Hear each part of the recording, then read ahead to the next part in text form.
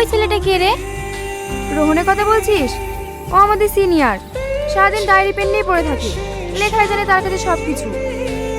তোরা ক্যান্টিনে চ, আমি ওর সাথে একটু কথা বলে আসছি। শুনছেন? এদিকে আপনাকে বলছি। হ্যাঁ বলো, তোমার কোনো লেখা জমা দিবা নাকি? না, আমি কবিতা লিখতে পারি না, আপনার সাথে একটু কথা বলার জন্য আসলাম। ও, তুমি চাইলেই তো লিখতে পারবে।